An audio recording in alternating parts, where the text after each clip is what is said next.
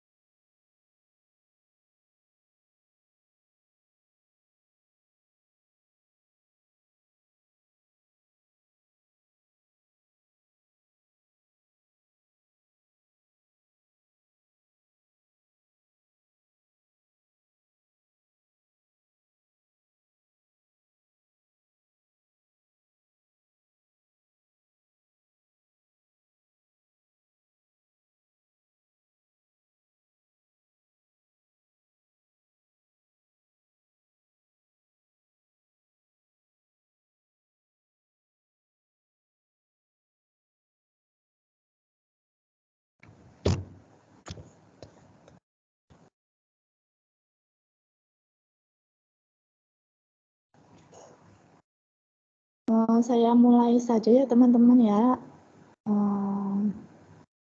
Semoga bisa gitu ya di pertemuan kali ini dapat diikuti semua pemahaman materi dengan baik. Assalamualaikum warahmatullahi wabarakatuh.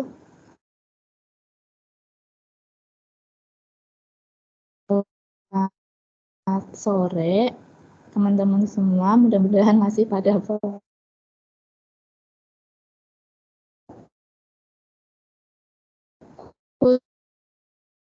gitu ya. Setelah mungkin ada yang kesibukan bekerja Terus tadi juga menyimak penjelasan yang kritis Bang Firman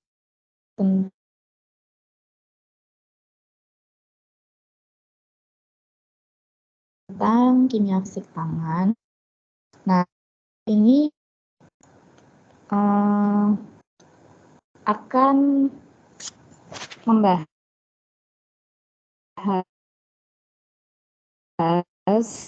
akan coba bahas ya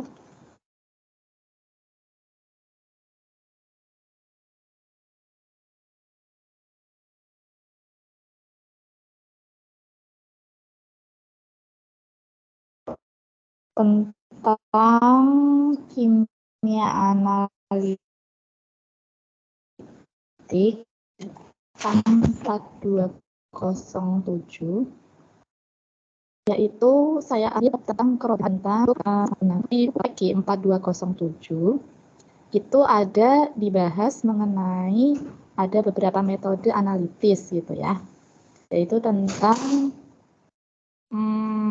ada ekstraksi, ada kromatografi gitu ya. Tentu teman-teman tuh berpikir apaan sih kan gitu.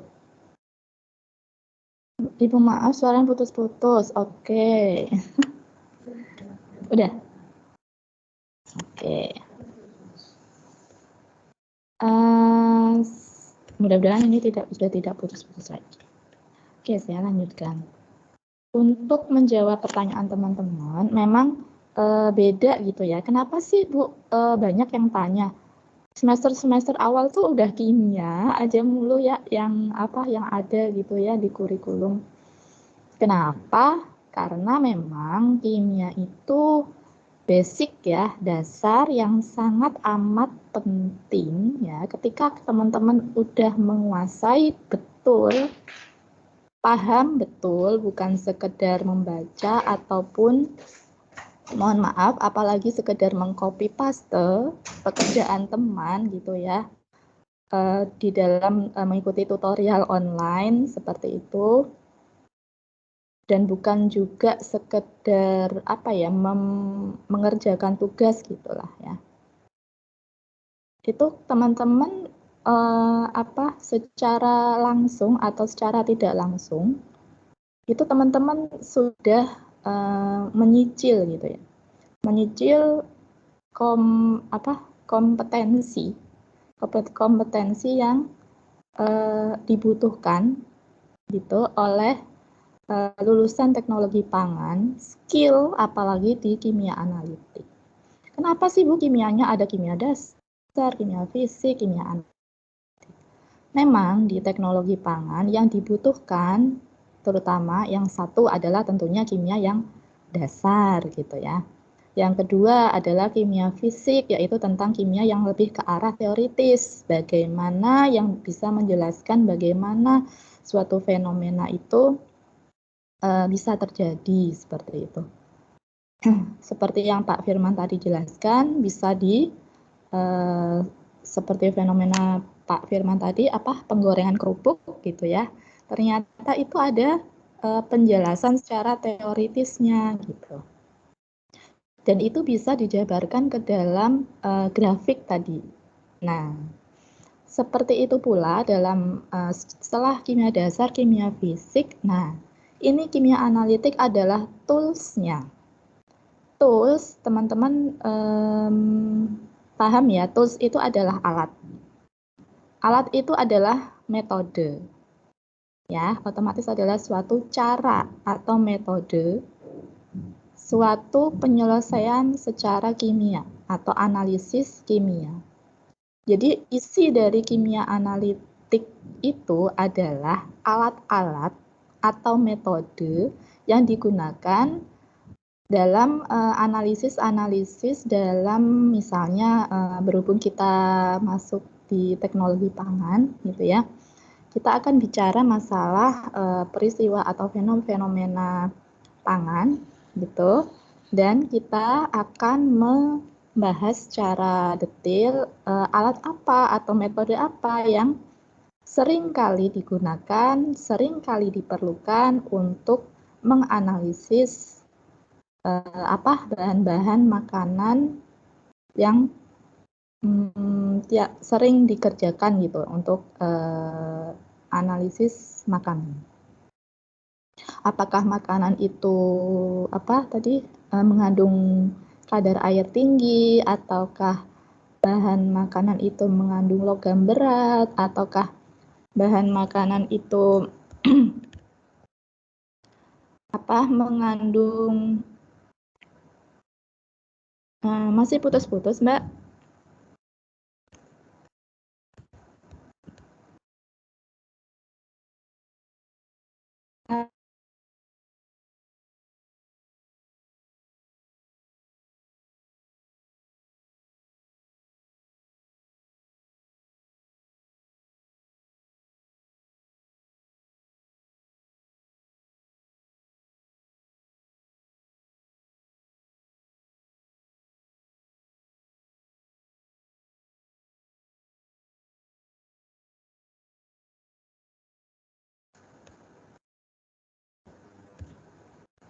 Halo?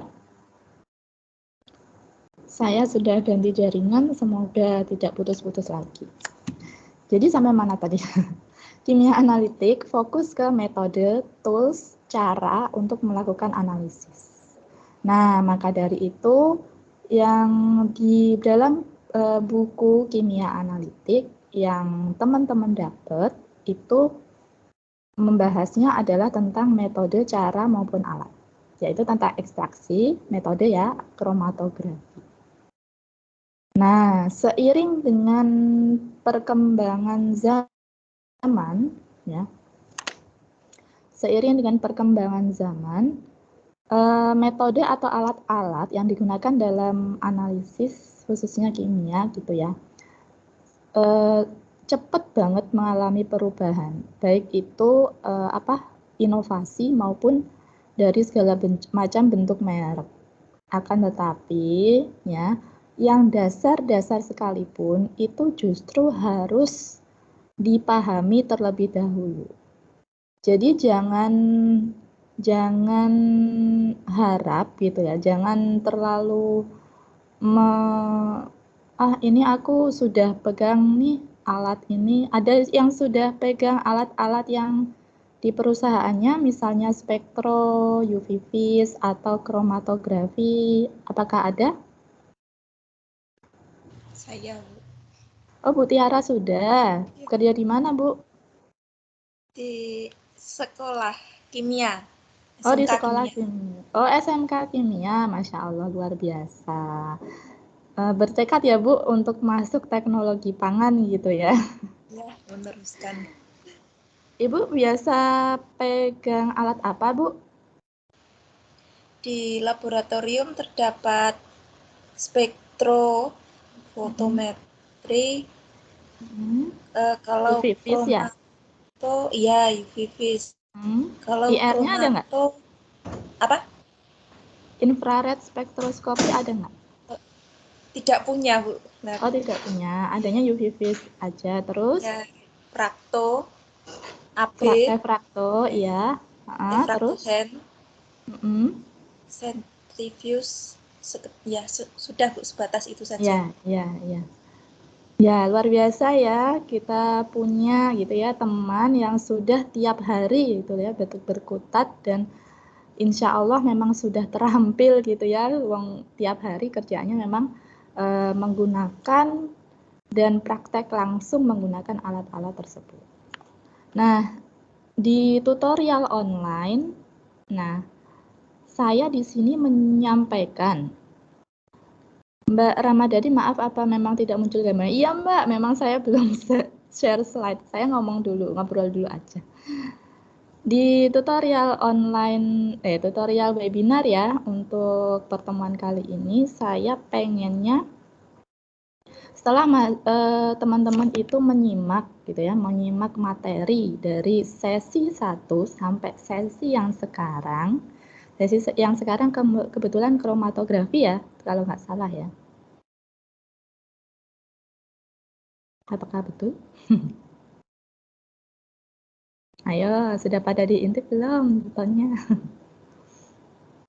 Oke, kalau tidak salah memang ada gitu ya, ada dan pasti ada kromatografi. Teman-teman tahu nggak? Saya tanya dulu, apa sih bedanya ekstraksi dengan kromatografi dan mengapa harus belajar tentang masing-masing metode tersebut? Yo, siapa tahu?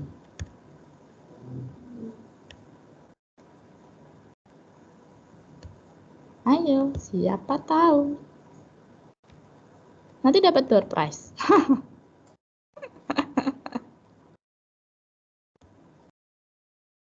Mengapa gitu ya? Menurut pendapat teman-teman aja, sekedar share aja. Kenapa sih sebenarnya harus belajar gitu? Ada ekstraksi, ada kromatografi gitu ya. II serba I. Ininya apa yang dipengenkan gitu. Saya coba share window.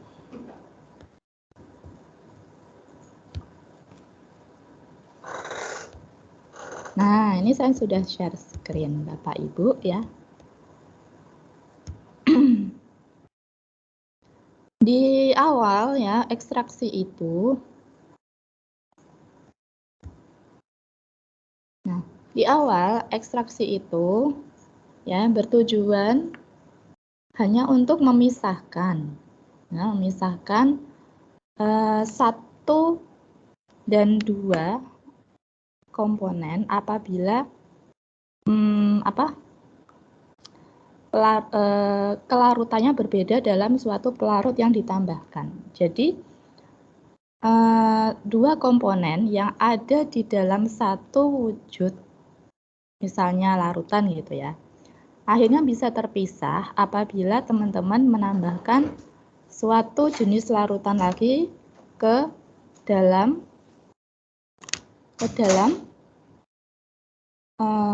bahan tersebut. Jadi tanpa menggunakan suatu fase diam dan fase gerak. Nah, ini sekalian nih saya bahas di sesi-sesi awal ya.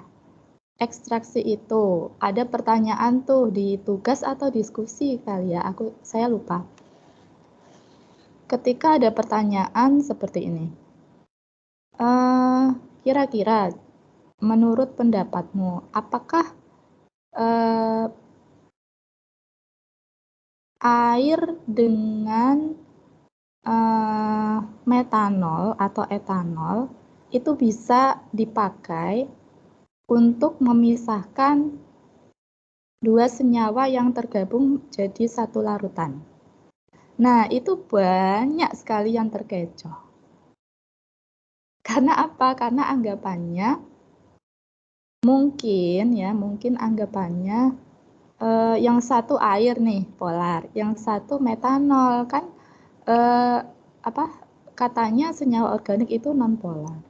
Nah, ternyata kalau teman-teman lebih cermati lagi, banyak sekali kejadiannya ya yang akhirnya nilainya berkurang gara-gara tidak berhasil lolos dalam jebakan maut seperti itu. Karena air dan metanol itu tingkat polaritasnya itu hampir sama, maka keduanya tidak bisa digunakan secara bersamaan dalam memisahkan 2 senyawa yang saling bercampur pada awalnya. Gitu. Itu harap diingat-ingat. Jadi kalau teman-teman melakukan ekstraksi, itu pilihlah pelarut dengan polaritas yang berlawanan dengan salah satu zat yang ingin diperoleh. Nah, diingat-ingat ya teman-teman ya. Berlawanan. Jadi jangan malah cari yang sejenis. Gitu. Jadi nantinya nggak akan terpisah, malah tetap teman-teman malah tidak bisa mendapatkan 2 lapisan yang tidak saling campur. Oke. Itu ekstraksi ya teman-teman ya. Nah, ekstraksi itu hanya satu pelarut dan melibatkan 2 dua cairan gitu ya. Harus cairan, bahkan harus cairan. Bahkan harus dalam bentuk cair. Tidak bisa dalam bentuk padat. Nah, bedanya apa dengan kromatografi? Sama-sama berdasarkan prinsip pemisahan, ya, sama. Ekstraksi juga pemisahan, kromatografi juga pemisahan, namun bedanya adalah pada ini penggunaan pembagian tugas, gitu. Jadi ada yang dipasrahin tugas nih, kamu bertindak sebagai fase diam. Kamu bertindak sebagai fase gerak. Kamu bertindak sebagai analitnya, larutan analitnya. Gitu. Jadi, strateginya itu di kromatografi itu pilihlah pelarut yang justru polaritasnya itu hampir sama dengan zat atau analit yang pengen dipisahkan. Dan apabila yang agak tidak sama polaritasnya itu akan otomatis akan lebih tertahan pada fase diamnya. Capaian pembelajaran umum dan khusus, oke lah ya, sudah bisa disimak di tuton masing-masing. Pokok bahasan seperti ini, kromatografi. Metode pemisahan, nah ini fase diam, stationary phase, berupa zat cair atau padat yang terikat pada permukaan padatan. Nah, harus ada di stationary phase, harus ada zat padat yang terlibat. Inilah pembeda antara ekstraksi dengan kromatografi. Nantinya kegunaannya masing-masing juga berbeda. Bedanya apa, Bu? Kalau ekstraksi itu lebih untuk pemeriksaan atau analisis di awal. Akan tetapi kalau kromatografi itu sudah tingkatannya tingkat tingkat molekuler, tingkat senyawa tunggal bisa jadi, atau senyawa-senyawa dengan gugus fungsi atau bisa dibilang teman-teman, kalau gas ini yang memiliki tingkat polaritas yang mirip, tapi bisa dalam bentuk hingga molekuler. Jadi bisa terdeteksi nanti ini molekul apa, ini molekul apa. Sementara di ekstraksi kita belum sampai bisa mendeteksi hingga tingkat molekuler. Seperti itu. Itulah kegunaan masing-masing metode. Jadi tidak ada metode yang lebih unggul daripada yang lain, disesuaikan dengan kebutuhan analisis. Oh ya, teman-teman, kalau misalnya di tengah pembahasan teman-teman ada yang langsung misalnya ingin ditanyakan, diinterupsi aja ya, saya di-cut aja. Nanti menghindari kelupaan nanti. Pertanyaannya, saya tadi mau tanya apa ya? Gitu. Ya, teman-teman ya. Nah, fase gerak atau mobile phase itu berupa zat cair, namanya fase mobile. Itu harus lebihlah mobile gitu ya, lebih leluasa pergerakan antar molekulnya daripada senyawa stationary phase.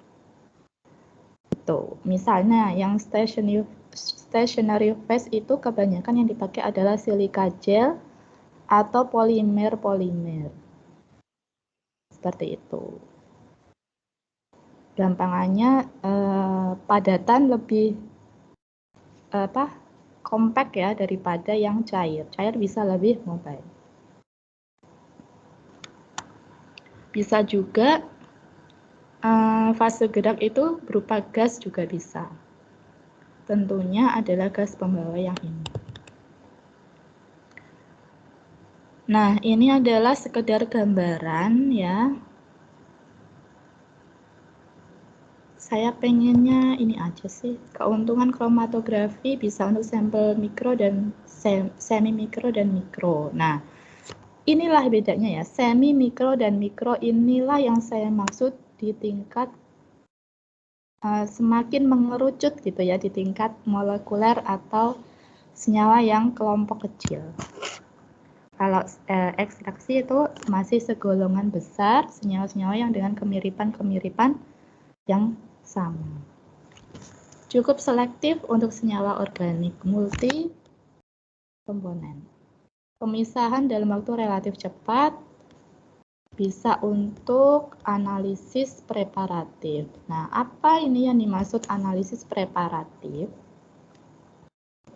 Ada yang tahu?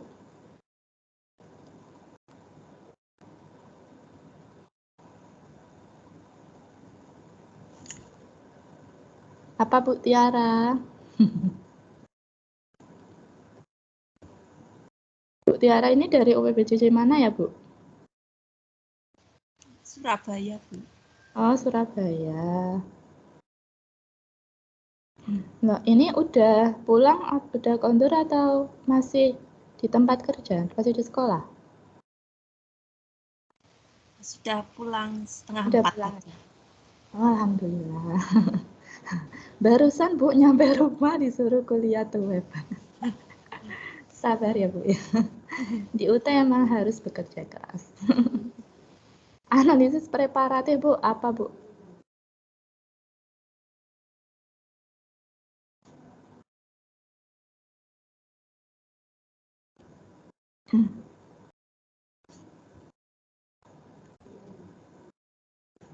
Analisis preparatif ya itu adalah suatu analisis pendahuluan. Nah, apa aja sih yang bisa untuk analisis pendahuluan? Ternyata bisa juga teman-teman di samping gitu ya, di samping analisis preparatif berupa ekstraksi tadi. Preparatif ini juga bisa dikategorikan peruntukan untuk metode kromatografi. Oke, yang saya maksud adalah kromatografi planar gitu ya, baik kertas maupun TLC atau KLT, thin layer kromatografi ya, atau kromatografi lapis tipis.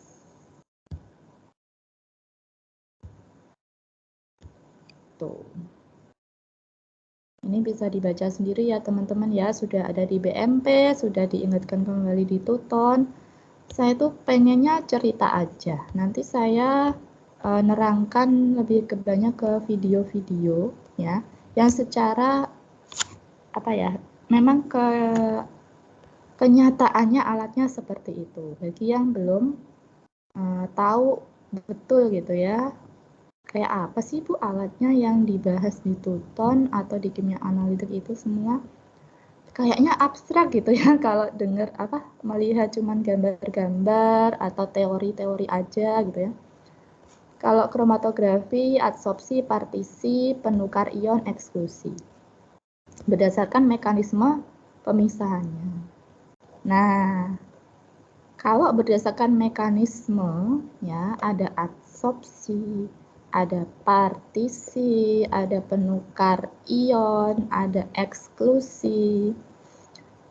Ini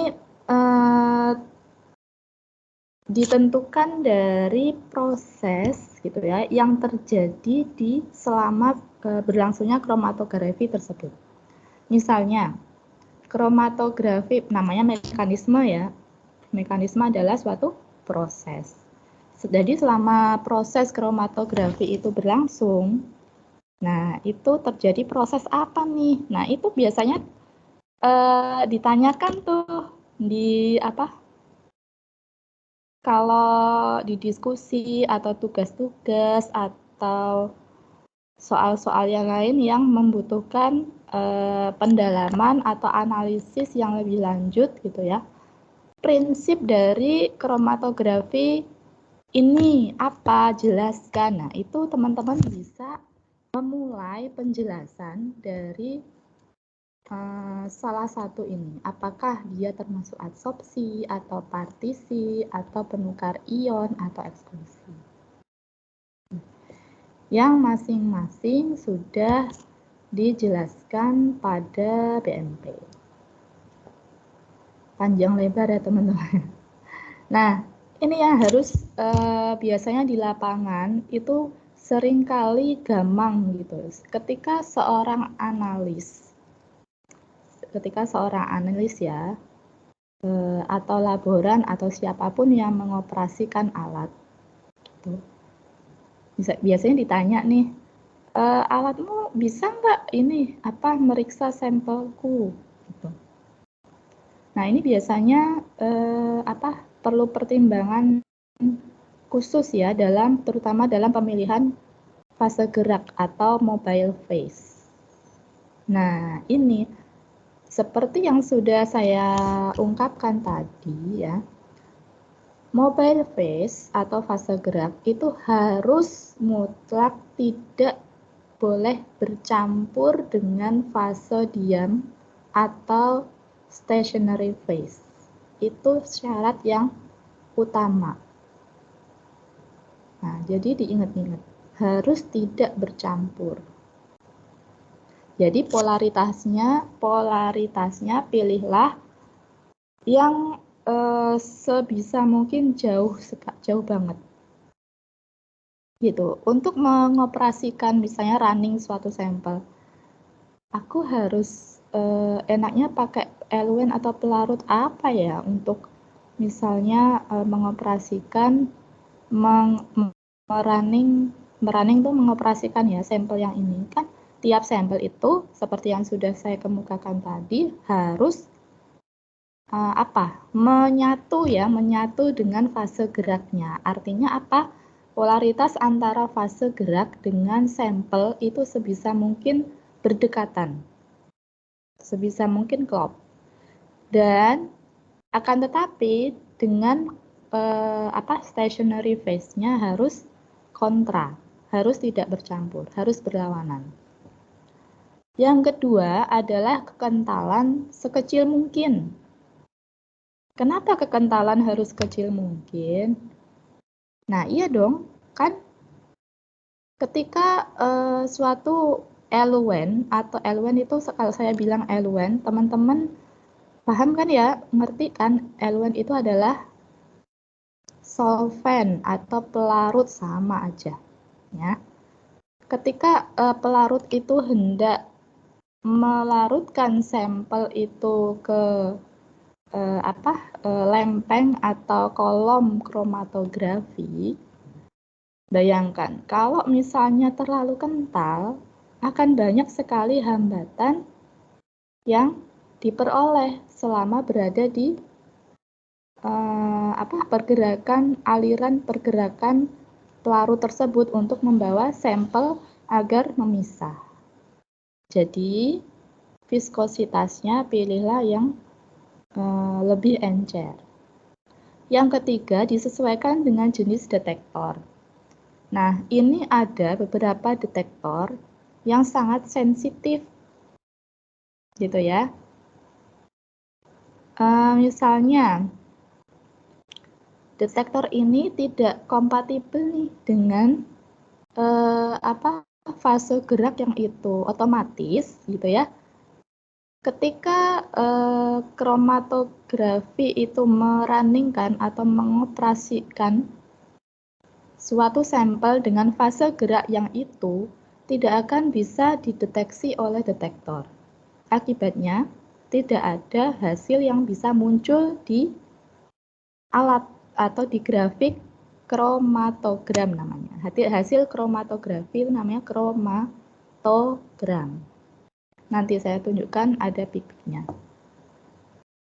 Disesuaikan, udah ya, tingkat toksisitas yang rendah. Sudah tentu ya, nanti kalau toksisitasnya tinggi, kasihan nanti yang mengoperasikan. Pencemaran lingkungan juga, harganya murah gitu ya kalau bisa. Kemurniannya tinggi, lebih bagus, kestabilan juga tinggi. Nah, kita mulai dengan KLT. Yang sederhana dulu ya. Mekanisme pemisahan adalah adsorpsi. Ini adalah termasuk kromatografi adsorpsi. Medium pemisahnya berupa lapis tipis, teman-teman ya, zat padat adsorben pada lempeng kaca, plastik, atau aluminium. Nah, supaya teman-teman lebih paham gitu ya, saya nerangkannya sambil nonton video aja ya kali ya. Asik sama nonton video daripada mantengin teori terus ya gitu kali ya. Ini saya ambil dari salah satu video di YouTube gitu ya.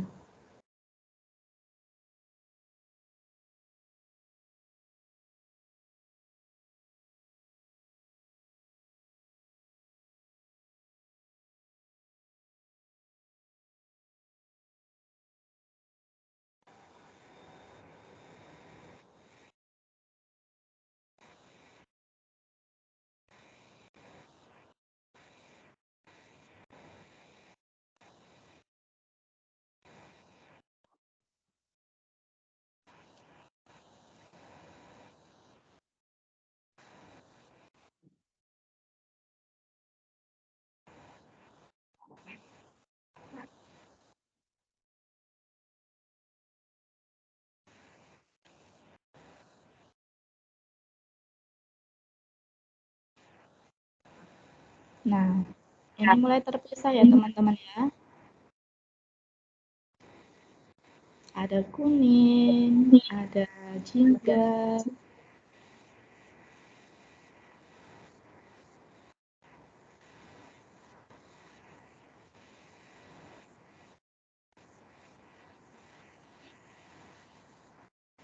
Diukurnya pakai penggaris teman-teman ya, kalau KLT atau TLC nyebutnya sama aja ya.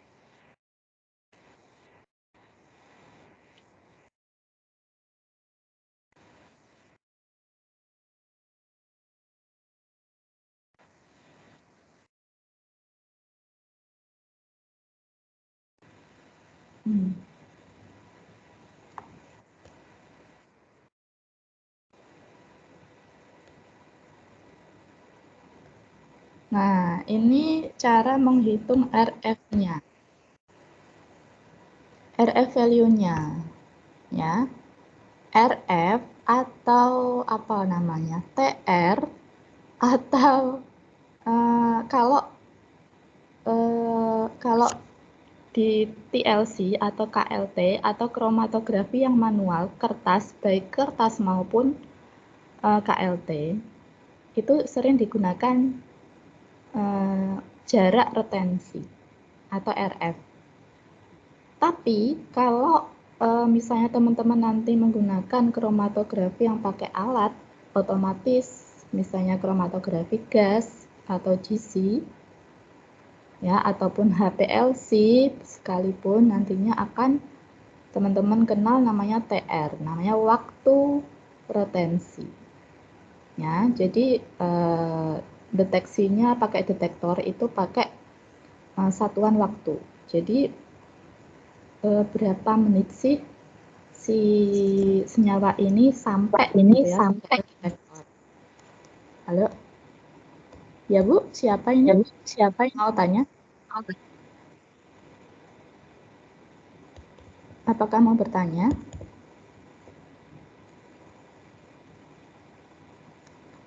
Ya, saya lanjutkan. RF itu DP per DW. Kalau bagi saya sih jangan bingung masalah hanya karena mohon di mute ya yang lain ya. Mungkin kalau misalnya tanya boleh, tapi kalau misalnya akan mengganggu berlangsungnya belajar, mohon untuk di mute dulu. DP per DW itu ya, lihat teman-teman bisa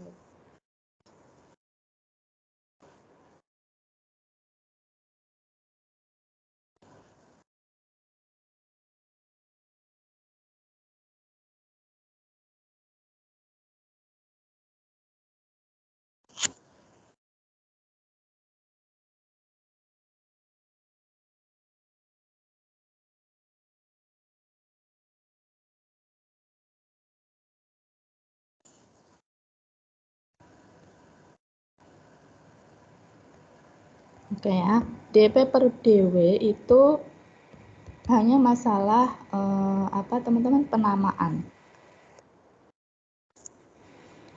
Jadi sebentar, saya ini dulu. Nah, sesederhana ini ya teman-teman ya. Jadi apa? Ini cuma selembar kertas loh. Selembar kertas gitu, paper.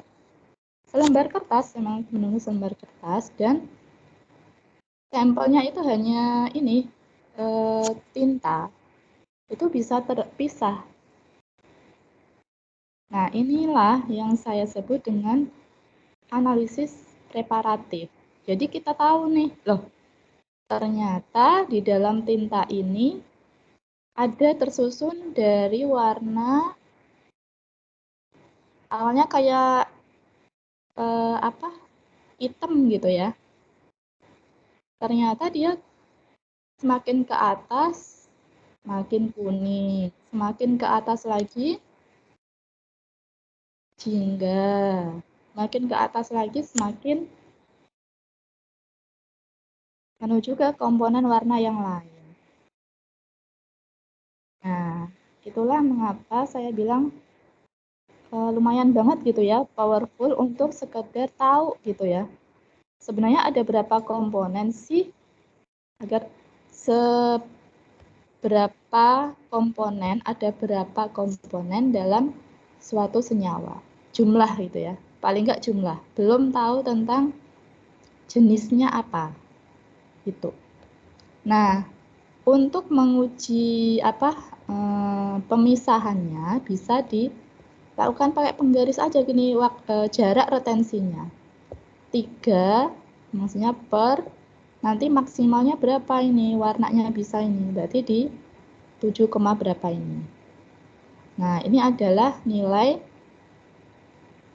apa, jarak retensi gitu. Untuk pigmen warna ini misalnya di sini misalnya. Nih, berarti 6, berapa per maksimalnya berapa ini yang bisa terbawa. Di 7, berapa gitu. Itu menghitung jarak retensi.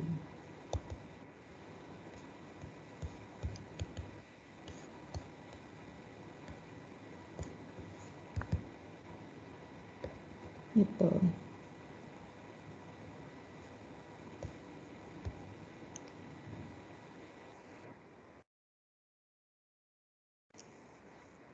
Nah, ini yang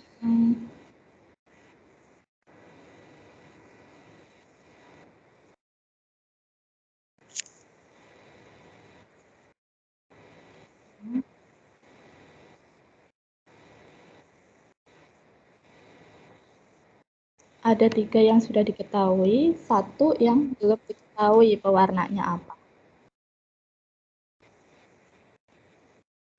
Itu kertas, teman-teman. Yang dibutuhkan hanya kertas, pensil, penggaris, klip. Nah, ini untuk penjepit.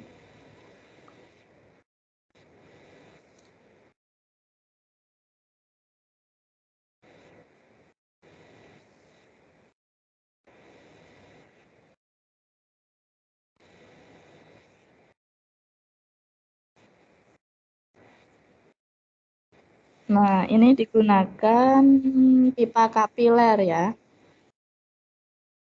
biar sampel warnanya itu bisa presisi di titik awal.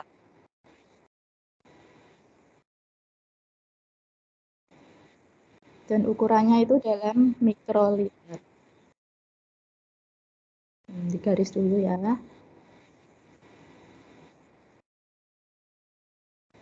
Tidak boleh menggunakan tinta. Karena yang mau dianalisis bukan yang di garisnya, tidak seperti yang tadi.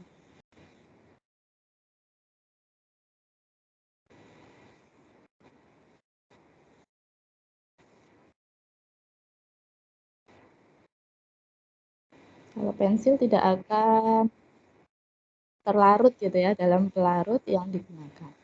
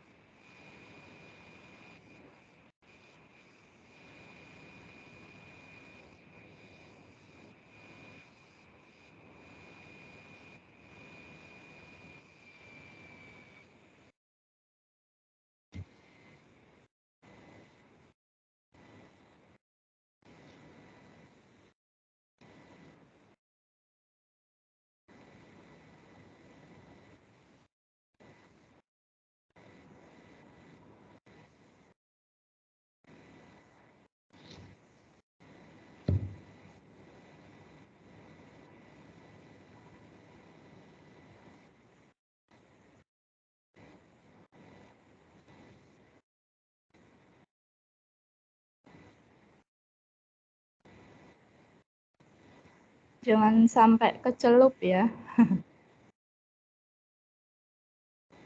Jangan sampai di atas garis.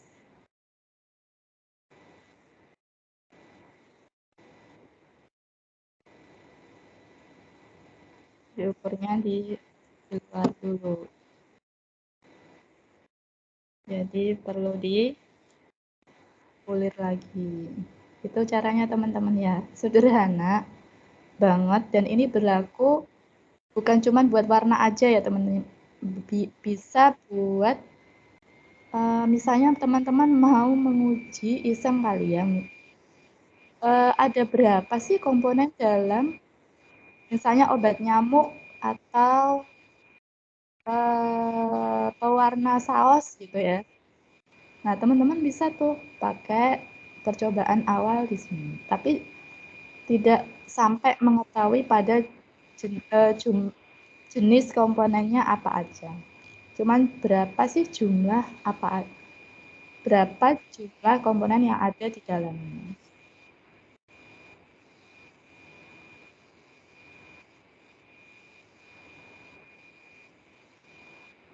Tapi itu juga harus dipikirkan standarnya ya teman-teman ya.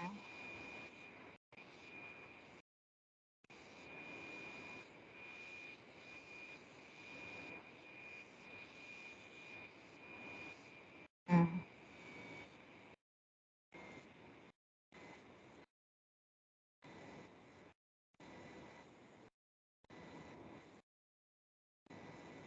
sodium hidrogen karbonat disebut mobile phase.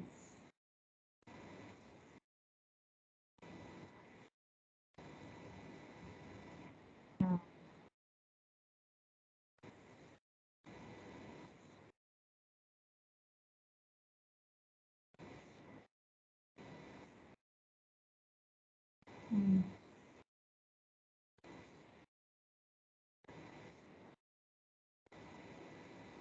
ada beberapa titik ya yang terpisah.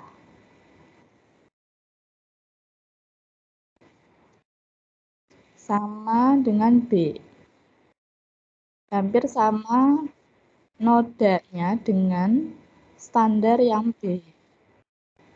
Gitu. Jadinya dicari pembanding yang kira-kira nyambung juga gitu.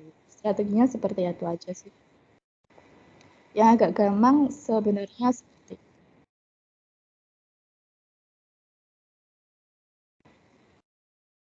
itu. Ada ternyata di dua spot.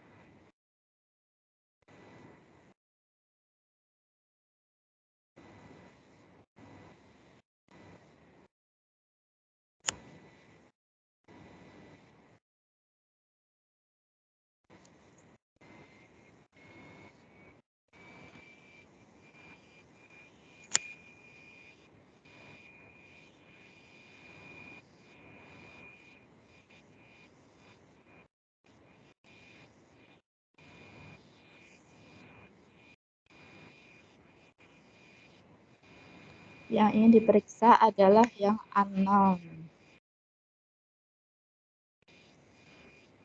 Nah, ini caranya.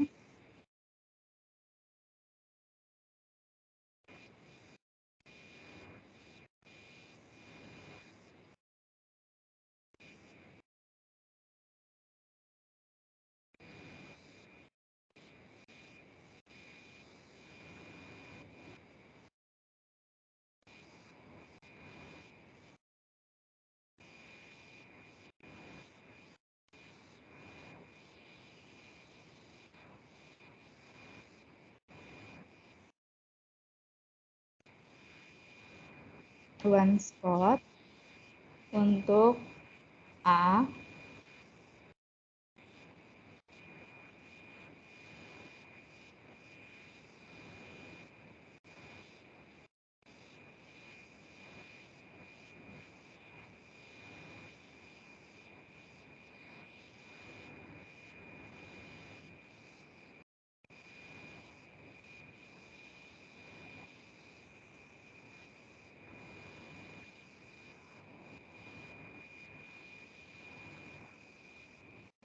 Memang agak samar ya teman-teman ya. Inilah memang diperlukan skill gitu jam terbang.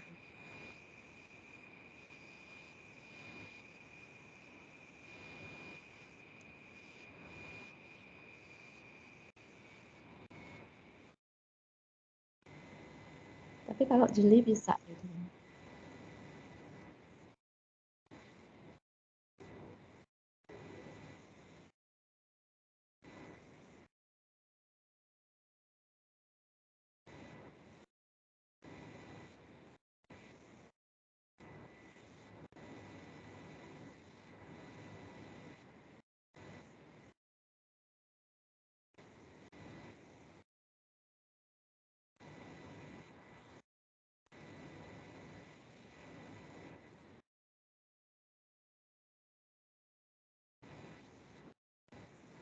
Tujuh setengah ya. 7,5 cm.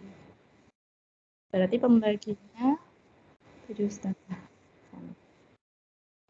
milimeter.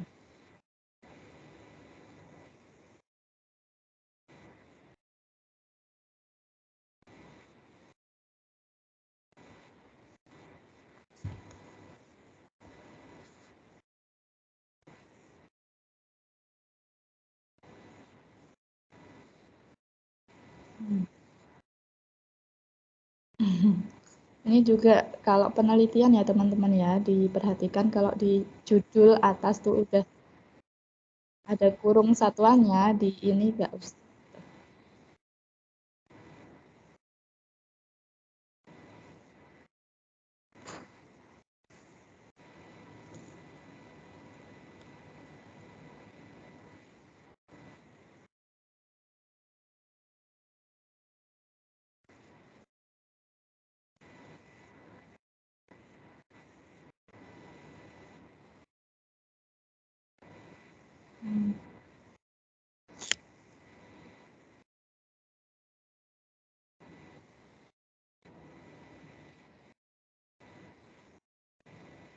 Nah, ketika berekor atau memanjang, apa yang dilakukan? Ternyata ambil titik tengahnya, seperti itu ya teman-teman. Lalu tarik garis ke pencil line. Itu yang disebut jarak retensi spot.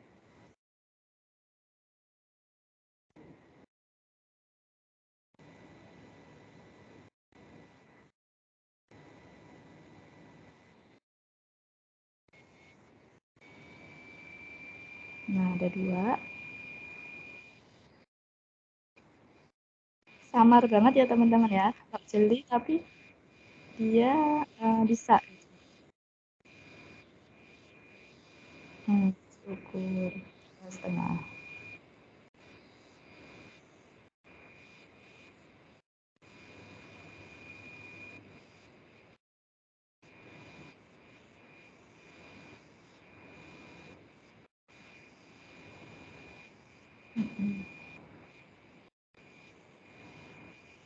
Panjang banget tuh.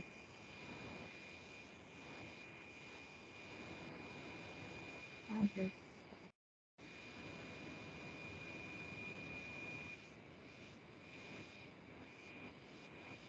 Ada yang ingin ditanyakan boleh?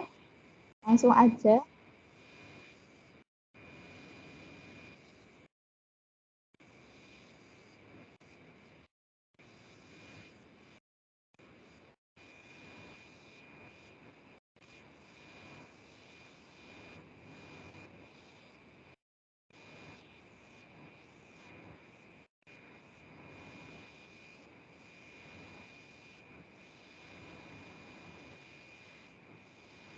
Nah, jeli kan teman-teman ya.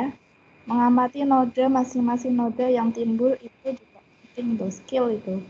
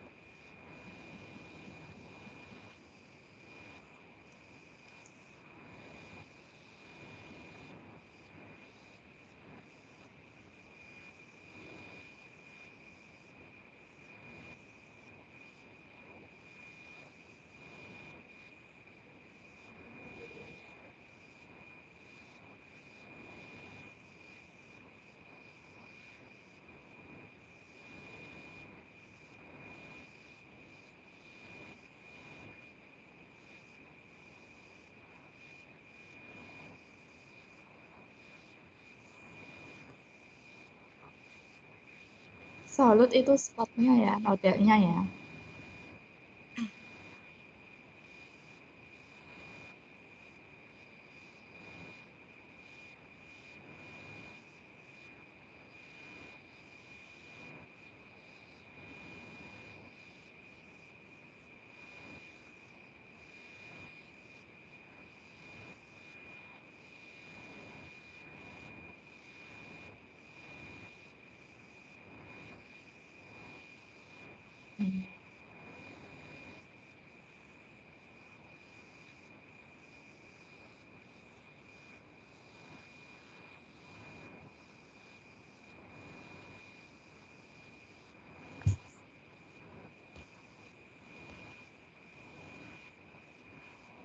nanti diisi gitu ya.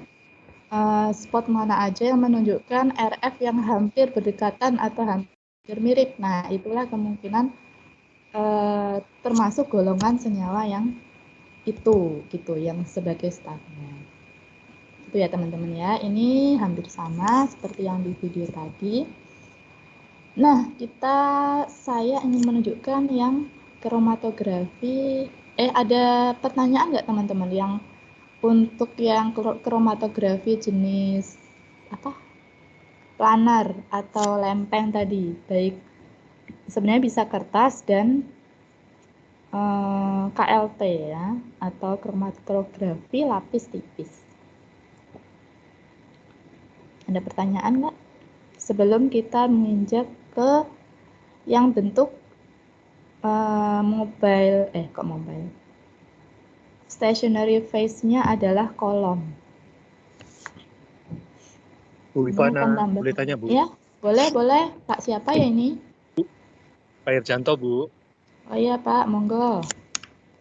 Nah, Gimana, Pak? tadi yang di video Bu, yang warna C itu Bu ya, kenapa yang diambil hanya bagian atas kecil ya Bu ya? Padahal kan kalau saya lihat itu jarak warna merahnya kan agak panjang Bu. Kenapa diambil kecil ya Bu? Nah itu Bu, itu kan hanya yang C jaraknya 50 Bu. Kalau saya lihat kan bawahnya itu kan masih ada merah juga Bu. Oh itu, inilah Pak. Ini adalah apa ya?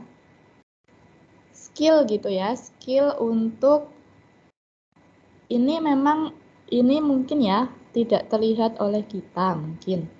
Ada mungkin di sini yang apa terputus ataukah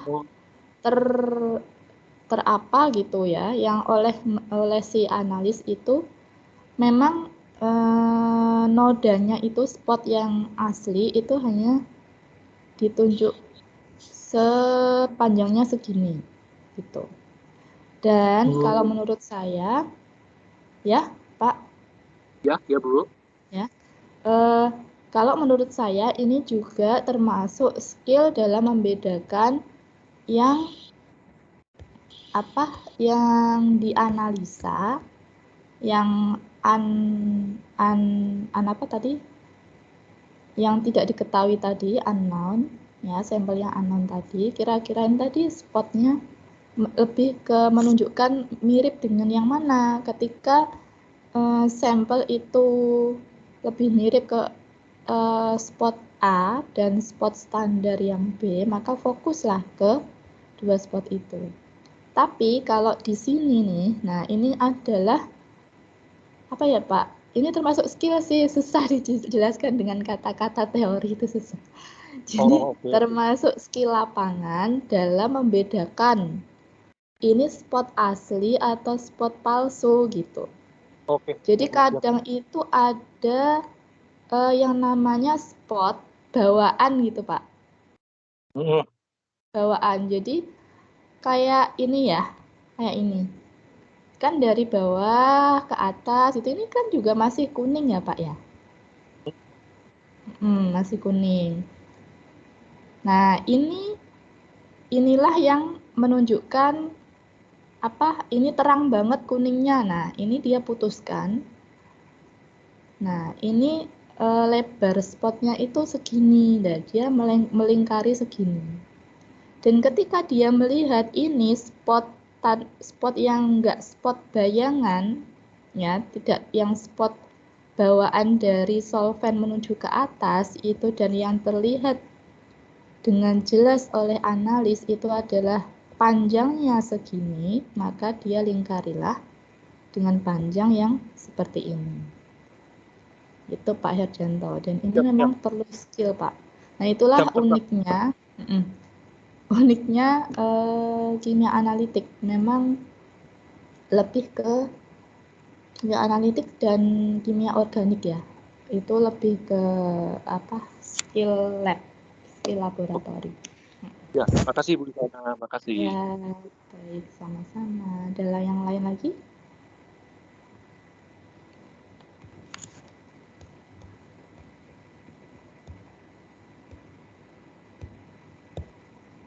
Kalau tidak, saya lanjutkan ke nih, yang kolom. Nah, siap-siap ya. Ini pada prinsipnya sama, ya, cuman agak berbeda tekniknya.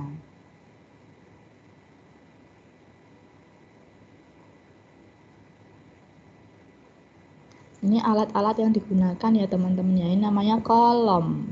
Bentuknya hampir sama kayak buret, cuman dia lebih bakoh. Bakoh itu apa ya? Lebih kuat, lebih kokoh, lebih terbuat dari bahan kacanya lebih tebal. Namanya kolom. Nah, perhatikan. Pertama kali yang dilakukan dari tahap persiapan melakukan kromatografi kolom, nah itu adalah semacam ini. Disumbat dulu pakai gelas wool namanya.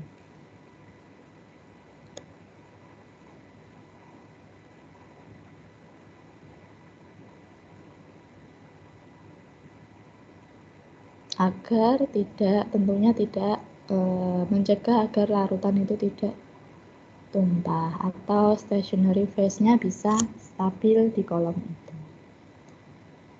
Bikin stationary phase dulu ya teman-teman ya. Nah ini setelah ada glass wool kita tambahkan pasir. Pasir ini tentunya khusus ya. Jadi ada tuh yang memang jual gitu ya. Bilang aja pasir untuk kolom kromatografi. Nah, silikanya sebagai stationary phase atau fase tetapnya ditimbang dulu. Solvennya, ini kita ceritanya mau bikin larutan fase tetap atau larutan silika. Yang selanjutnya bisa kita jadikan sebagai fase tetap. Tapi awalnya kita bikinnya ya kayak gini. Jadiin kayak bubur dulu ya. Nah, ngaduknya ini harus pakai pengaduk gelas. Karena apa? Inilah susahnya teman-teman, kendalanya di lapangan. Itu nanti kalau tidak memakai gelas yang pengaduk yang gelas, itu akan terjadi gelembung-gelembung di larutan silika yang kita buat. Dan itu tidak bagus untuk namanya kolom kromatografi. Nah, ini.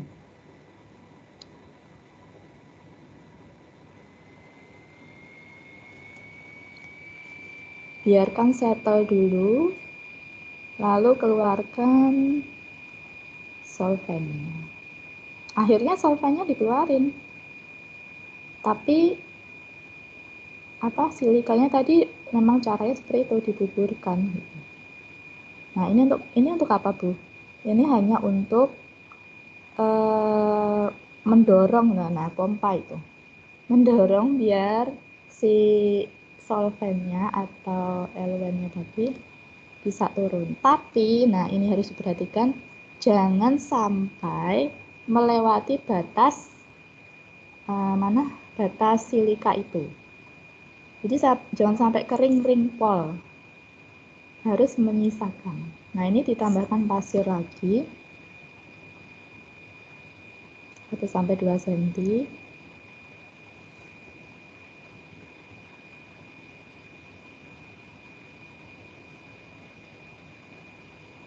Nah, ini apa teman-teman? Sampelnya. Memasukkan sampel pun harus melewati atau melalui dinding-dinding gelas di kisaran kolom. Jangan sampai tos gitu. Pokoknya ikutin aja, tempelin aja pipetnya di dinding gelas, dinding alat kolom yang bagian dalam itu. Puter gitu biar rata. Nah, biar meminimalisir terjadinya gelembung. Kalau sampai ada setitik gelembung atau mata ikan yang terjadi pada stationary phase yang sudah kita buat, ini bikinnya lama loh teman-teman ya. Menjadikan stationary phase itu settle itu lumayan menguji kesabaran. Nah makanya, nah ini ditambahin lagi ya. Kalau sampai ada satu titik mata ikan, itu akan mempengaruhi proses kromatografi kolom yang terjadi. Ini biasanya dilakukan untuk identifikasi atau analisis golongan-golongan atau screening awal fitokimia yang ada berapa gitu, ada berapa jumlah senyawa yang ada di dalam suatu sampel pangan misalnya. Misalnya nanti ada yang berwarna misah itu 3 atau 4. Nah, itu bisa jadi hasil awal gitu. Oh, tahu nih aku, berarti sampel panganku ini ada minimal 4 komponen yang bisa terpisah dengan pelarut yang digunakan. Gitu. Nah, nih teman-teman lihat, ini ada hasil ini ada 4 yang berwarna, menunjukkan warna yang berbeda.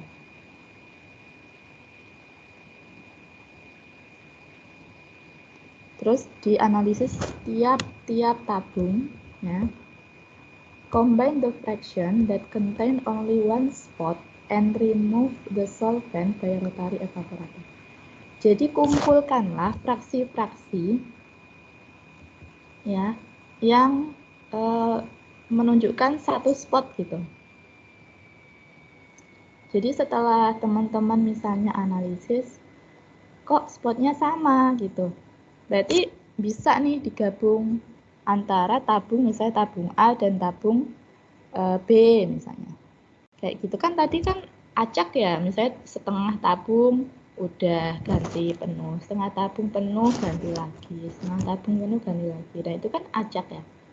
Lalu teman-teman itu KLT ya, KLT untuk spot yang sama itu bisa dikombin atau dikumpulkan, dituangkan jadi satu. Dan yang untuk spot yang berbeda tetap dipisah. Nah, untuk nantinya kalau yang senyawa dengan spot yang sama setelah terkumpul, nanti bisa diuapkan pelarutnya menggunakan rotary evaporator. Namanya alat rotary evaporator. Untuk apa? Untuk menghilangkan pelarutnya yang kita gunakan untuk kromatografi kolom tadi. Gitu. Ada yang tanyakan?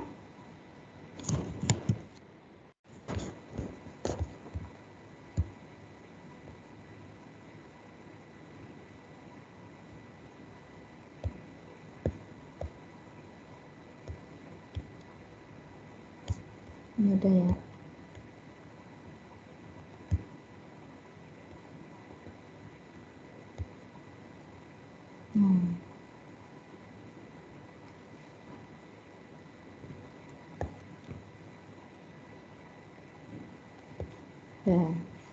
Nah, ini sekedar pemberitahuan untuk pembuangan sampah-sampah limbah kimia itu memang harus khusus ya teman-teman, tidak bisa sembarangan gitu dengan sampah-sampah ataupun limbah yang lain.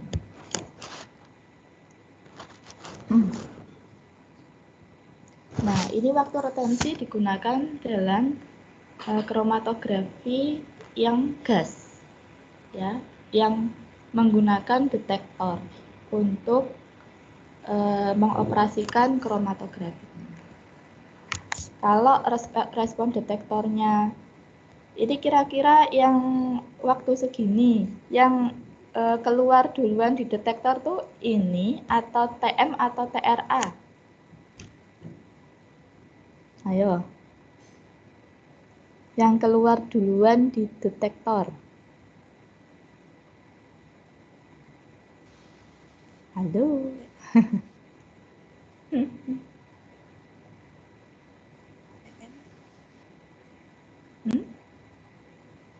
yang keluar duluan di detektor. Duluan ya.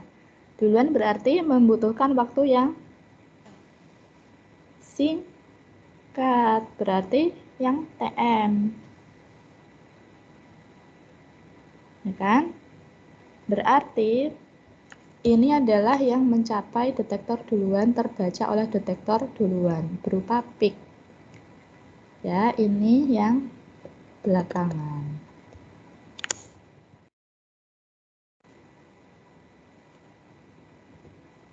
Ini nanti aja deh. Sama, hampir sama dengan ini sampai tadi. Nah, inilah yang saya maksud ya. Yang merah, puncak merah, TR, yang merah ya. Coba diamati yang merah. Ketika sampel itu dimasukkan,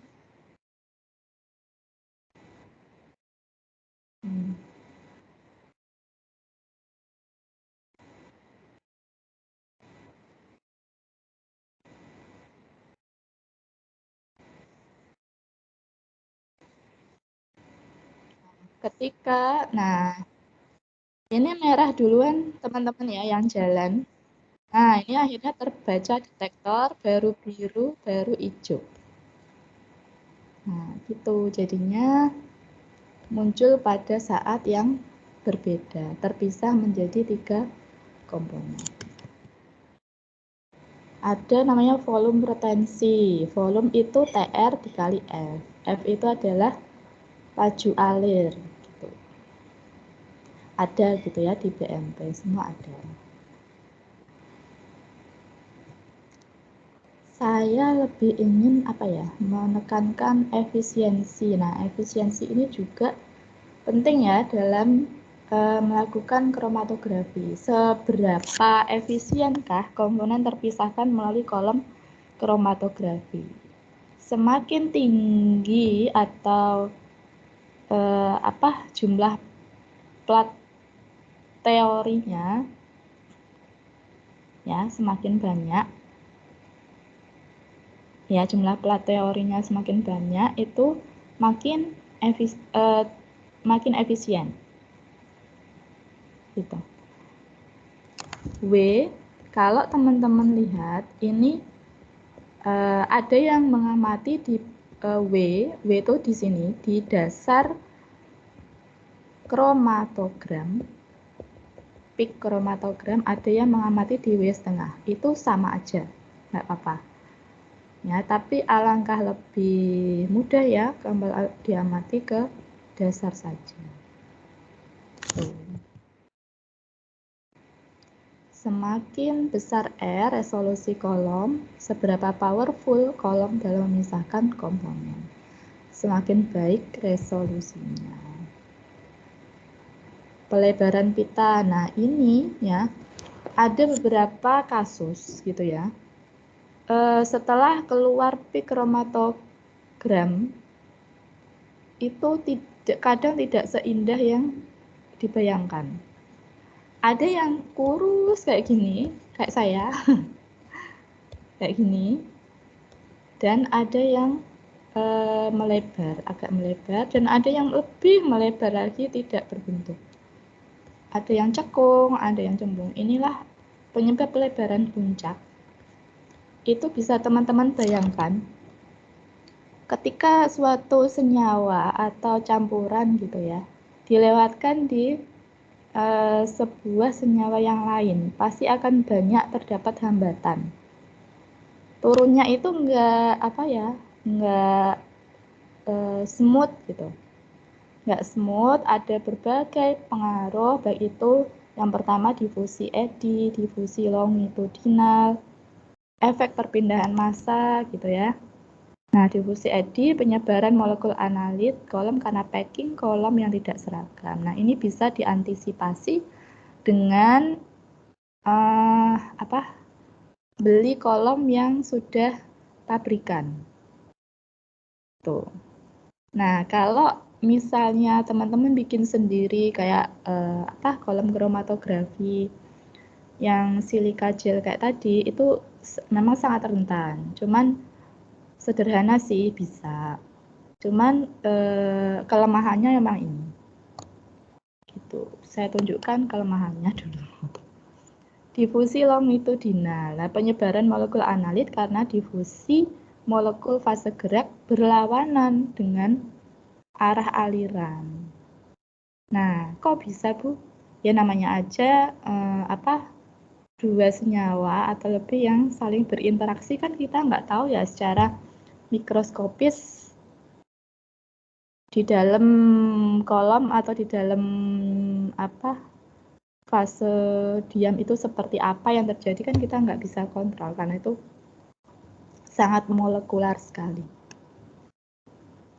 Ada efek perpindahan massa juga. Penyebaran molekul analit karena laju alir fase gerak tidak sama di semua bagian. Nah, ini ketika fase geraknya itu semakin viscous, ya, semakin kental, dikhawatirkan itu lajunya tidak sama di semua bagian dan bisa menimbulkan peak kromatogram yang tidak indah. Gitu. Adsorpsi, keseimbangan adsorpsi ini sebenarnya bisa lebih intens menurut saya bisa lebih intens bahas di kimia fisik, masalah teoritis macam ini. Untuk kimia analitik mungkin lebih ke penjelasan masalah praktik dan penyebabnya. Nah, ini dia teman-teman, untuk ada 3 tipe adsorpsi ya, yang linier, konveks, dan konkav. Ini yang konkav, ini yang linier, konveks, konkav. Tuh, konkav itu cekung ya, yang konveks. Ya teman-teman, jadi kalau misalnya dia tipe isotermnya linier, itu bisa seimbang gitu, indah gitu, kromatogramnya seimbang, kanan kiri bisa kayak rumput kayak gambar yang bisa kanan kiri sama. Tapi kalau udah konveks maupun konkav, ini akan miring ke sini dan melebar ke sini. Ini yang miringnya terlalu melebar ke sini, ini curam banget, seperti itu. Itulah penyebabnya. Nah, ini yang sedang ada yang ditanyakan, sorry.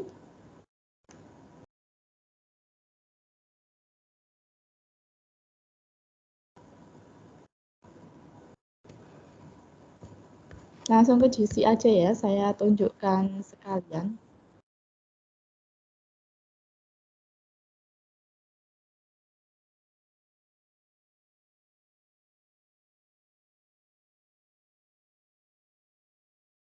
Intinya prinsipnya sama, kolom kromatografi.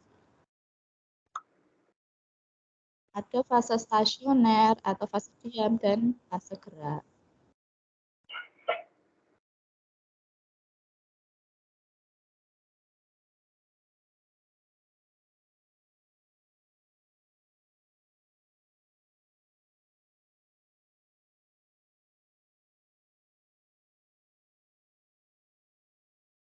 Nah, ini kalau pada GC, ya, ini kolomnya berupa kumparan kayak gini, teman-teman, kalau dibuka alatnya.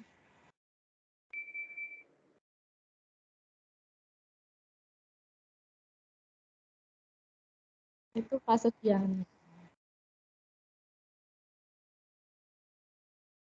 Fase geraknya helium, gas inert, ya, gas yang tidak mudah bereaksi.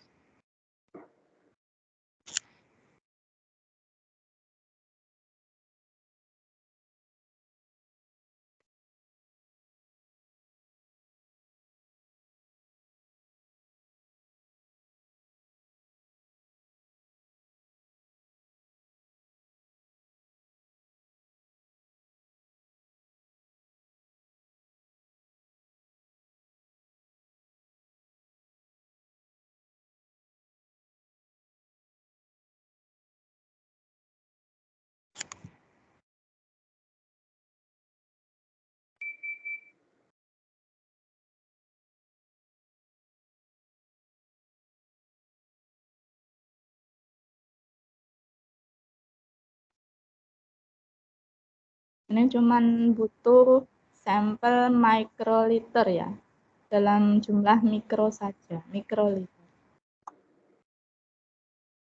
Nah, shiringnya semacam ini, namanya alat shiring ya.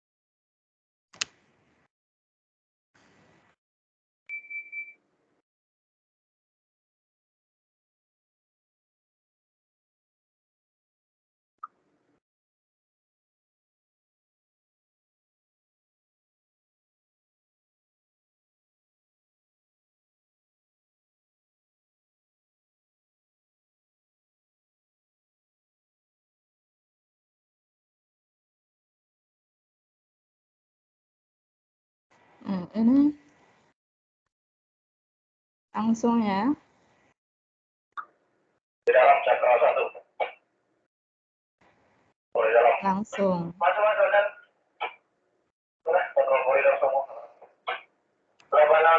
Ya, itu adalah untuk GC. Nah, teman-teman, sebetulnya untuk mahasiswa teknologi pangan itu yang ada satu alat lagi yang cukup mohon maaf Pak Abinadab Nobur, mau bertanya kah? Ya, maaf, kalau tekan baru masuk, Bu. Oh alah, iya. Mohon di-mute dulu kalau... Oh, mau tanya? Enggak, baru masuk, Bu. Oh iya, di-mute dulu ya Pak. Mohon maaf. Oke, sebetulnya untuk mahasiswa teknologi pangan ada satu alat lagi yang sering dipakai dan penting gitu ya untuk analisis di bidang pangan, yaitu spektrofotometer UV visible. Akan tetapi, namun di BMP memang belum ada. Namun sepertinya akan insya Allah gitu ya akan ditambahkan pada BMP yang baru gitu ya di kurikulum baru berikutnya seperti itu. Tapi teman-teman bisa nanti untuk mengakses materi ini. Saya perkenalkan terlebih dahulu spektrofotometri UV visible.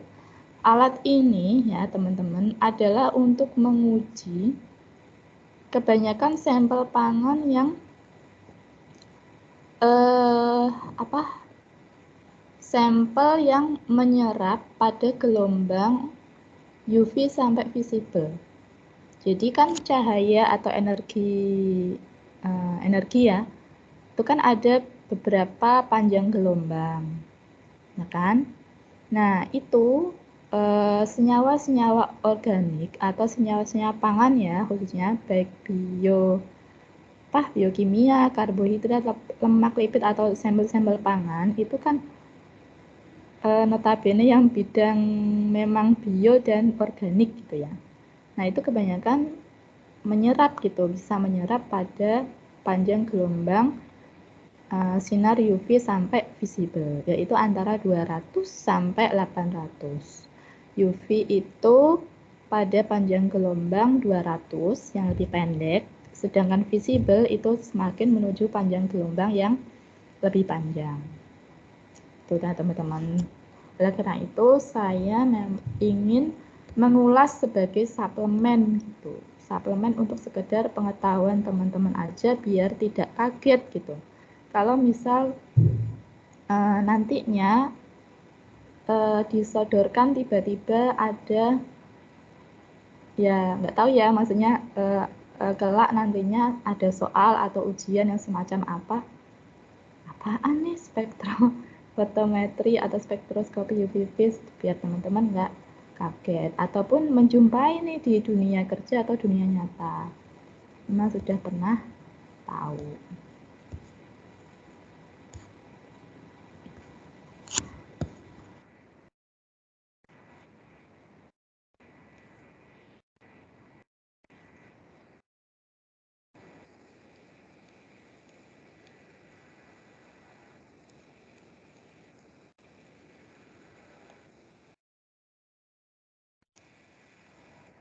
Nah, ini ya.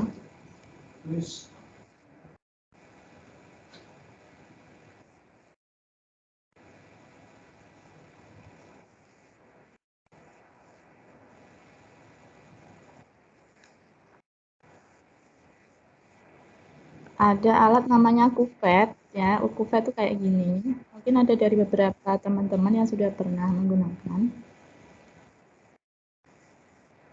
Ada yang transparan, ada yang sisi opaque. Opaque itu apa ya? Burem gitu. Nah, yang menghadap sampel, menghadap atau dilewatkan ke sinar itu adalah yang sisi transparan. Biasanya terbalik ketika mahasiswa suruh praktek menggunakan alat, kebalik tuh dalam memposisikan kuvet itu yang apa burem ditaruh di pas sinar itu malah nggak bisa kebaca. Nah, perlu dicuci gitu ya, dibilas menggunakan solvent dulu, Aquades biasanya. Dikocok.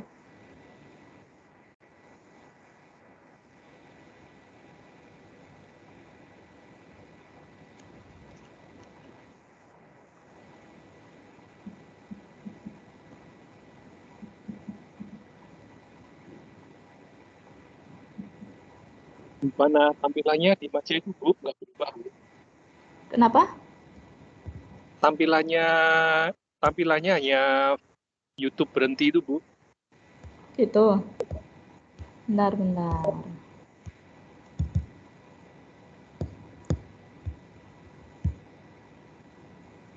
Saya share ya Windows.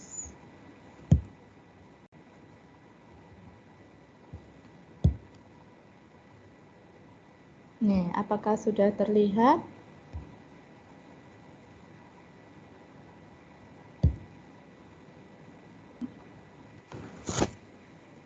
Terlihat, Bu. Nah, ini perlu dibilas ya. Masing-masing kuvet itu perlu dibilas menggunakan Aquades terlebih dahulu.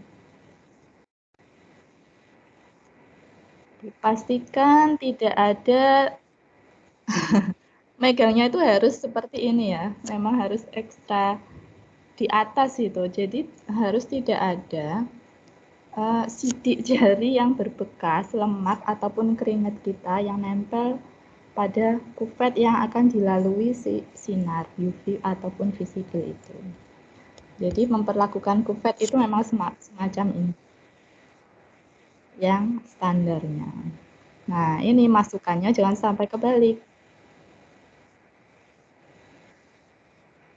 Nah, yang transparan diarahkan ke arah datangnya sinar.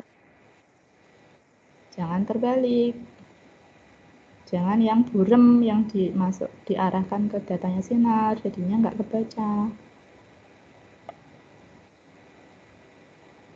Bu, ini alat apa lagi namanya, Bu?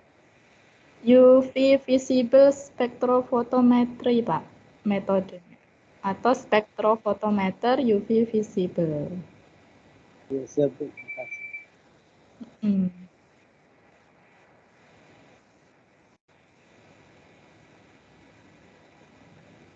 Nah, ini biasanya ada manual, prosedur manualnya di tiap alat.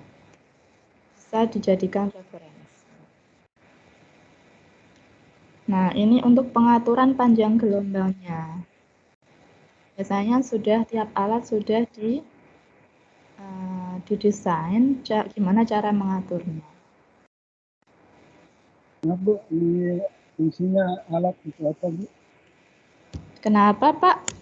Fungsinya Ya, untuk ya,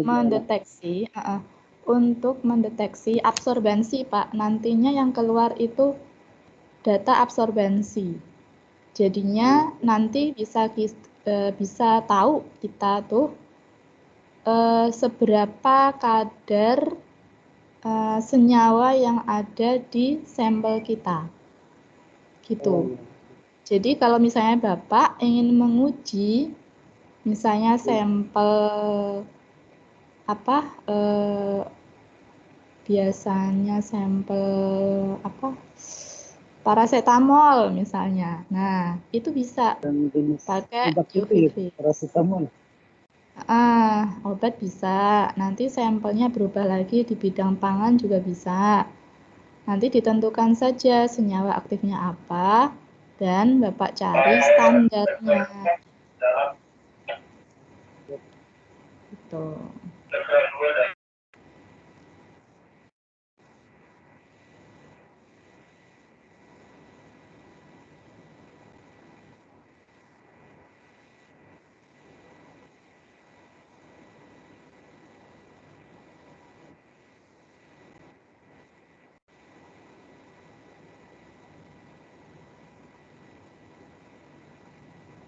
Kenapa auto zero? Dia ingin mencari panjang gelombang ketika dia kayak ditar gitu loh, ditara auto zero.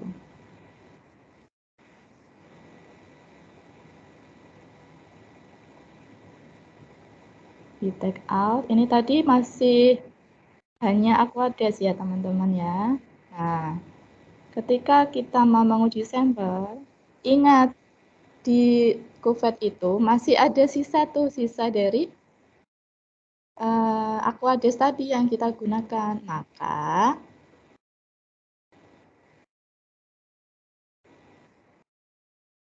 kita perlu isi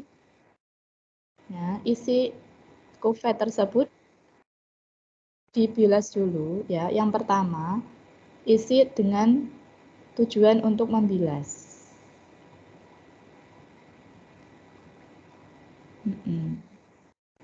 Sedikit aja, dikocok-kocok. Ini kan berhubung larutan sampel ya, teman-teman ya.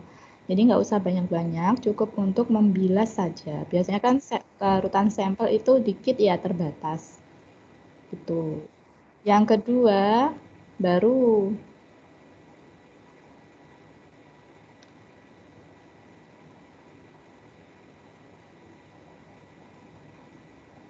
dia pengen bilas lebih lagi.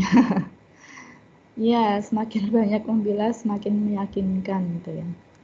2 kali. 2 kali pembilasan.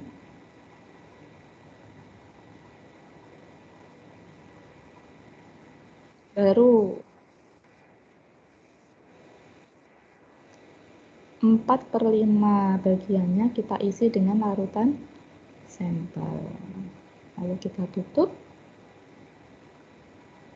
Nah, kita lap dulu ya, jangan lupa ya pakai tisu, pastikan prosedurnya tidak ada sidik jari atau keringat kita yang nempel, yang akan menutupi, terutama bagian yang transparan, yang akan dilewati oleh sinar. Ya, untuk skip aja.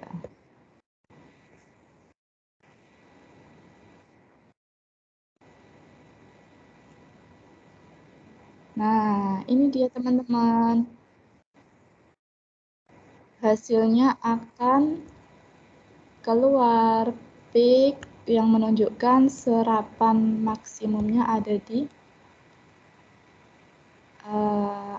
nano berapa gitu.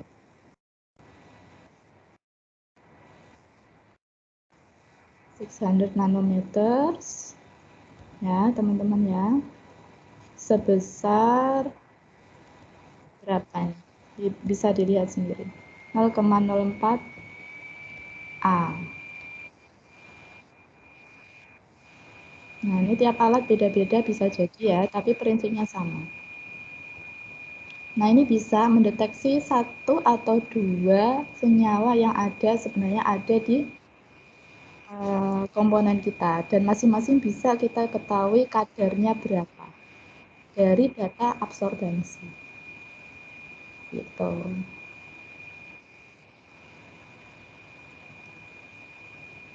Panjang gelombangnya berapa, absorbensinya berapa.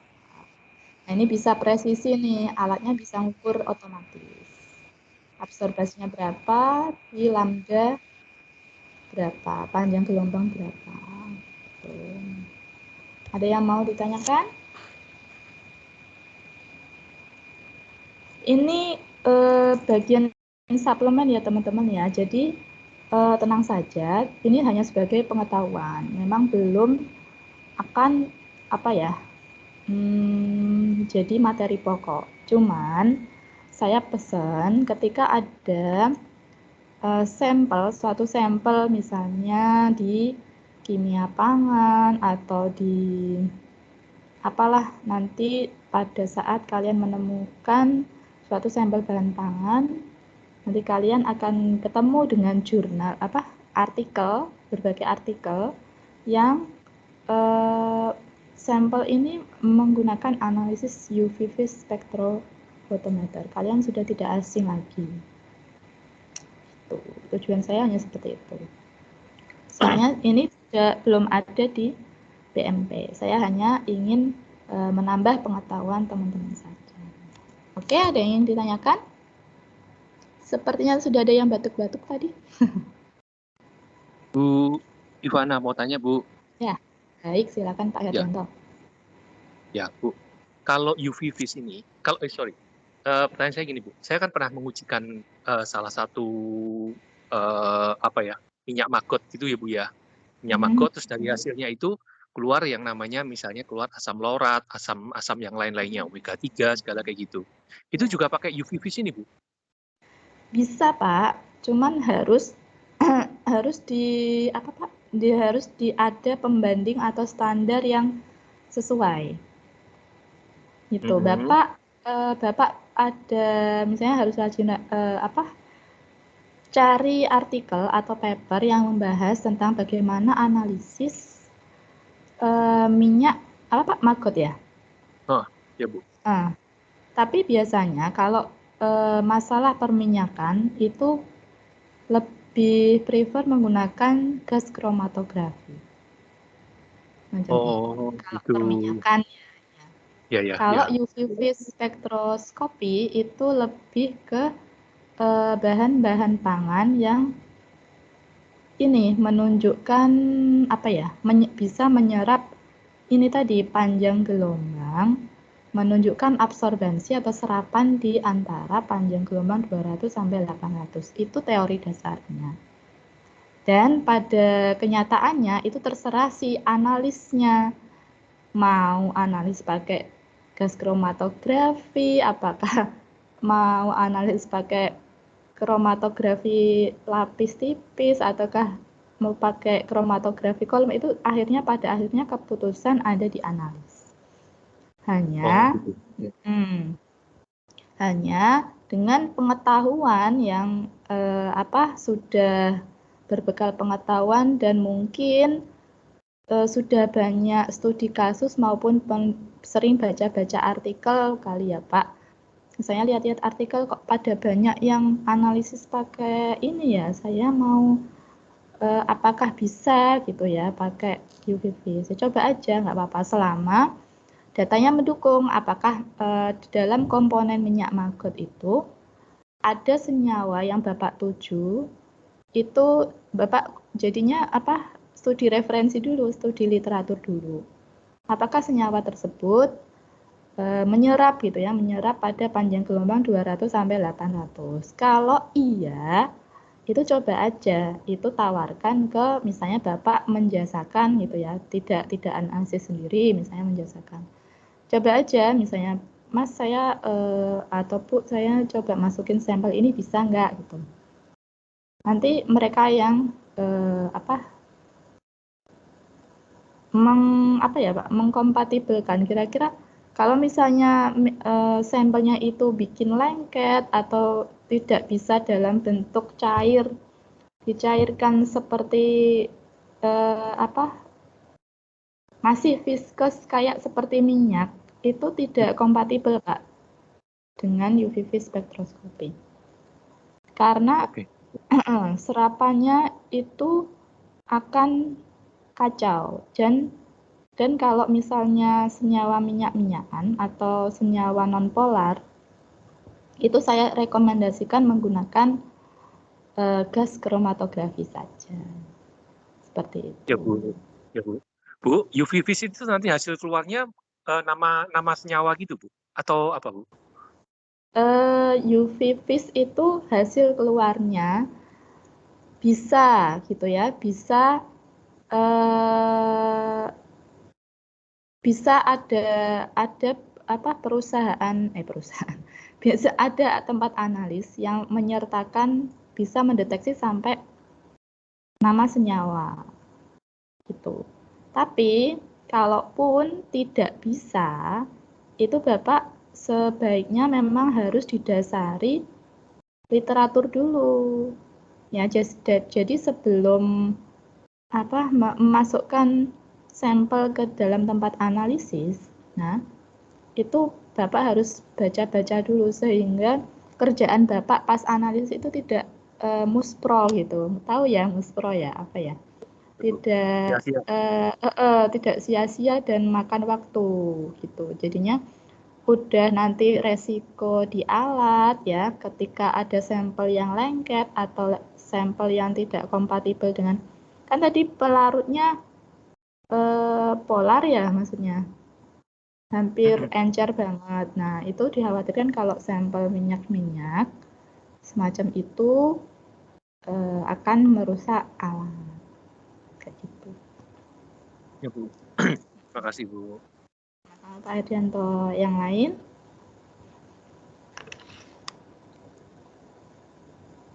Waduh, nggak terasa ya, sudah hampir 2 jam. Barangkali ada yang sudah menantikan azan maghrib atau di sini emang sudah maghrib apa ya?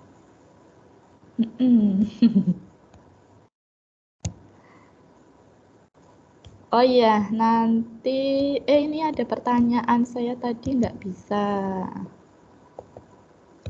Saya baca ya. Rekaman nanti ada di pokoknya kalau teman-teman masuk ke meeting chat atau itu ikutin aja terus meeting chatnya itu. Di situ ada historinya. Ya, itu masuk link ke recording.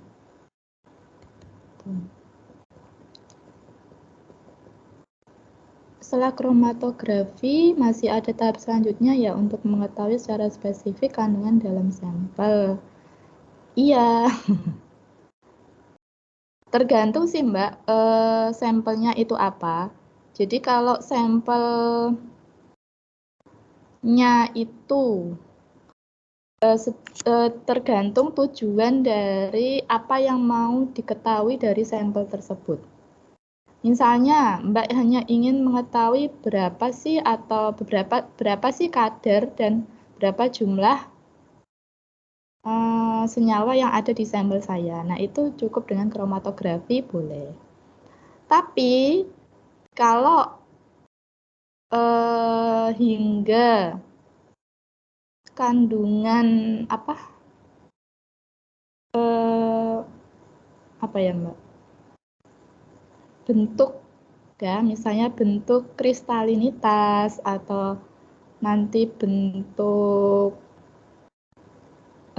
morfologi permukaan itu nanti ada lagi alatnya. Jadi tergantung sekali apa yang mau si analis itu mau ketahui. Misalnya teman-teman semua bertindak sebagai analis atau sebagai peneliti gitu ya. Aku mau meneliti ini sih Bu, nanti aku tentukan dulu. Nah, biasanya nyusun proposal gitu ya. Jadinya nyusun metode dulu. Gitu. Jadi terserah nanti keputusan si analisnya itu mau sampai di mana. Itu nanti biasanya di tahap mahasiswa itu pembimbing akan mencoba memberikan arahan. Apakah ada materi GC dan HPLC? HPLC nanti dulu. Itu hampir sama prinsipnya dengan gas kromatografi, hanya saja HPLC itu menggunakan tekanan. Ya. Atau namanya high apa? Ada yang tahu?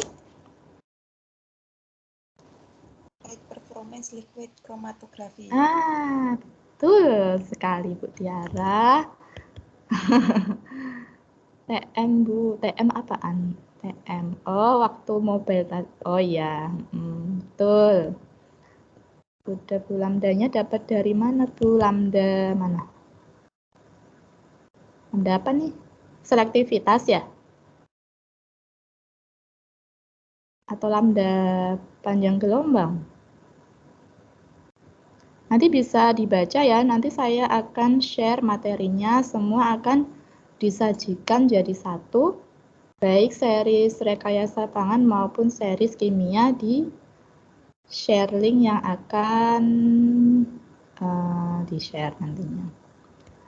Baik Bu, terima kasih, sama-sama. Nah teman-teman ya, nggak kerasa udah 2 jam, ya Allah. Alhamdulillah bisa menyapa teman-teman semuanya melalui belajar bareng tutorial webinar dalam rangka, kayaknya judulnya mata kuliah suka, tapi sebenarnya enggak mata kuliah sukar-sukar banget. Ya kalau teman-teman ingat aja maksudnya dasarnya seperti apa, paham benar pokoknya dasarnya seperti apa, dibolak-balik semacam apapun soalnya pasti akan nggak bingung gitu. Nah itu ya teman-teman ya, saya tutup. Selamat menjalankan ibadah sholat maghrib bagi yang menjalankan. Mohon maaf apabila ada salah-salah kata. Oh ya, feedbacknya ya jangan lupa diisi di meeting chat, nanti saya akan bagikan. Assalamualaikum warahmatullahi wabarakatuh. Terima kasih teman-teman semua. Terima kasih Bu. Ibu.